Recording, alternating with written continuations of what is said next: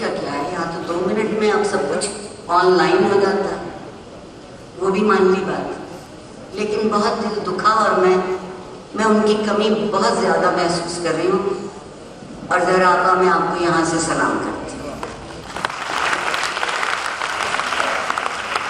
اچھا جی، جنہیں ہم نے دیکھا، قاضی صاحب کی بیٹی لاہور کالج میں پڑھتی ہے، پھر گورنمنٹ کالج لاہور میں بھی آ جاتی ہے، پھر وہ ایک زمانے کو پڑھانے بھی لگتی ہے، استاد بن جاتی ہے، تو کس کو دیکھا آپ نے؟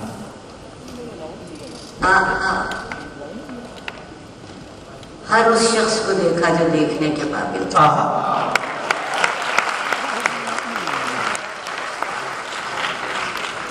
اور سب سے اچھی بات یہ تھی کہ اس وقت ہمیں ابھی اتنا اسلام نہیں ہوا تھا۔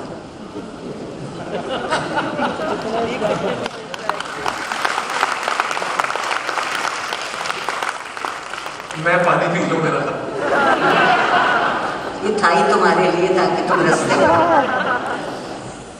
دیکھیے، آپ بات کر سکتے تھے، سوال پوچھ سکتے تھے، آپ ان کے لفظ دیکھ سکتے تھے۔ میں دیکھنا کہہ رہی ہوں، لفظ دیکھ سکتے تھے، لفظ دیکھ سکتے تھے، سن سکتے تھے، اور اپنے کبھی کسی ہوش کے لمحے میں ان کو تول سکتے تھے۔ تو وہ جو لفظ کے معنی مجھے سکھائے جن لوگوں نے، کمال کے لوگ، میں زمانے کے حساب سے بات نہیں کر رہی، مگر میں چونکہ یہ تو جشن فیض ہے، فیض صاحب سے بات شروع کرنا چاہیے۔ وہ جو حضرت علی نے کہا تھا کہ علم بغیر علم کے بیکار ہے، یہ بات میں نے فیض صاحب سے سیکھی۔ اس سے پہلے یہ صرف میرے لیے ایک جملہ تھا، ایک بہت محترم ہستی کا جس کی ہر بات کو تسلیم کر لینا چاہتا۔ ان کو کیا آپ کو معلوم ہے، ابھی 1-2 سال ہوئے تو ملا نے ایک نیا شوشہ چھوڑا ہے کہ ہم لاہوریے جو حلیم کھاتے ہیں، ہم اسے اب حلیم نہیں کہہ سکتے۔ انہوں نے اس کا عقیقہ کر دیا ہے، وہ بھی بتاتے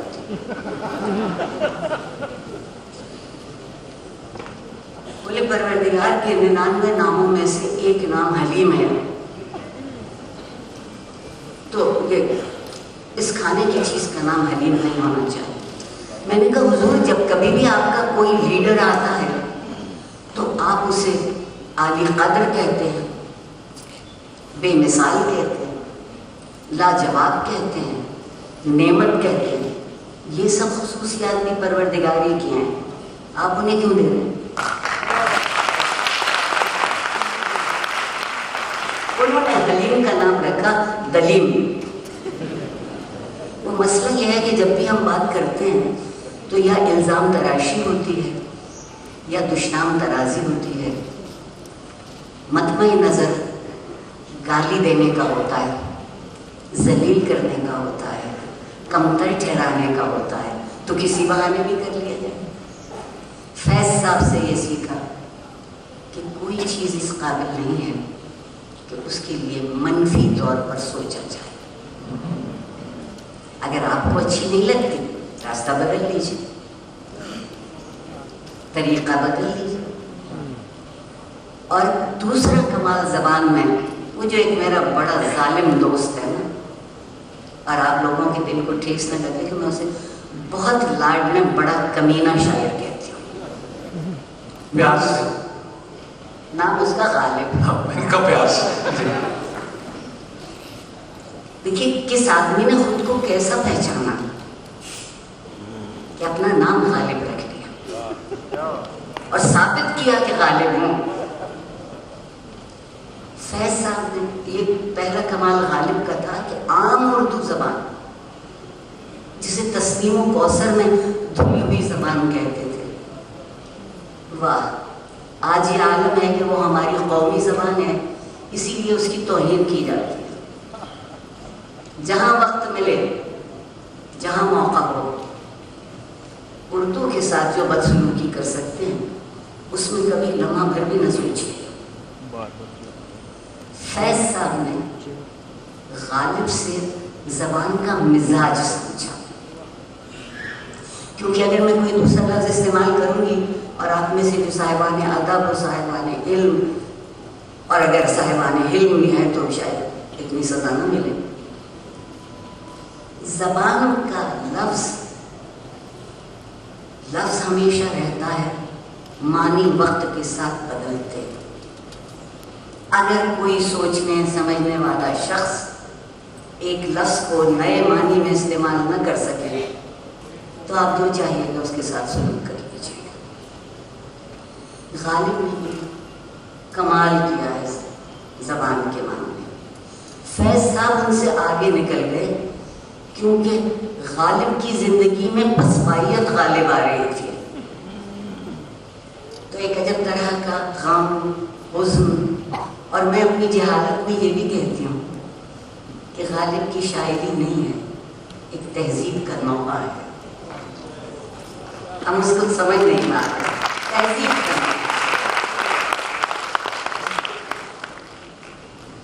गालिब के यहाँ तो ज़बान थी, मोहब्बत थी, जिंदगी थी, माशरा था। फैज़ साहब 4 कदम आगे बढ़े। वो सियासत जैसे खुशामद के सिवा कोई दूसरी ज़बान नहीं आती। फैज़ साहब ने तस्नीमो कौसर में धुली हुई ज़बान को सियासत का इजहार बना दिया। सियासत जिंदगी का इजहार। मुझे बहुत मज़े के लोग मिलते हैं मेरे सामने। ज़मीन अंसारी बैठी हैं, जॉय ऑफ वाइल, और मेरे सामने फैज़ घर के बहुत से लोग बैठे हैं जहाँ मैं गालिब के साथ कोई 4-5 साल जुल्म करती रही, और वो चूँकि मौजूद नहीं थे इसलिए सह गए। अगर होते तो शायद न सह पाते।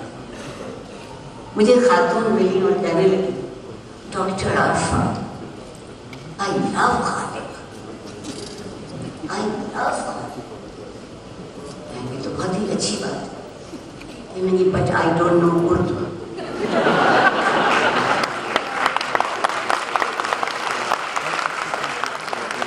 हमारे मोहब्बत का पैमाना यही है। सही है। मैं तो मी टू भी नहीं कह सकता। जी जी। लेकिन अब मैं बात हम कर रहे थे लाहौर कॉलेज की और गवर्नमेंट कॉलेज की, और जब हम उस फहरिस्त की बात करें तो फैज़ साहब के असातिज़ा का भी जिक्र आ जाता है। सूफी गुलाम मुस्तफ़ा शाफिर, डॉक्टर नज़ीर अहमद साहब, एक बड़ी फहरिस्त है। किसको मिल लिया आपको, किसको देख लिया? अभी तो फैज़ साहब का जिक्र पूरा नहीं हुआ, आपने कमाल किया। गालिब आ गए थे तो मैंने कहा नहीं, ये मैं और नूरुल हसन जब इकट्ठे होते हैं तो इसी तरह की नोक झोंक हुआ करती है, क्योंकि ये तो बहुत संजीदा आदमी है। अल्लाह माफ़। तो इनकी संजीदगी को कम करने के लिए मैं हमेशा इनके साथ बैठती हूँ। देखिए फैज़ साहब क्या, उनकी नज़्म दुआ निकाल। जी जी, मैं तो फैज़ साहब का मैं जिक्र इसलिए कर रही हूँ, लफ्ज़ वही है, शब भी वही है, रोज़ भी वही है, ख़मे काकुल भी वही है, आरिज़ रुखसार भी वही है, लबे बाम भी वही है, लेकिन फैज़ क्या उसके मानी वो नहीं रहे जो लुग़त में लिखे थे। फैज़ ने ये सब लफ्ज़ ज़िंदगी की लुग़त में लिखे, क्योंकि ज़िंदगी की लुग़त को नए मानी समझने की ज़रूरत थी। हम बहुत इत्मीनान से उस शख्स को गद्दार कह देते हैं जिसका ख्याल हमारी समझ में नहीं आता। ये दस्तूर मेरे महबूब जनरल ज़ियाउल हक़ के वक्त से।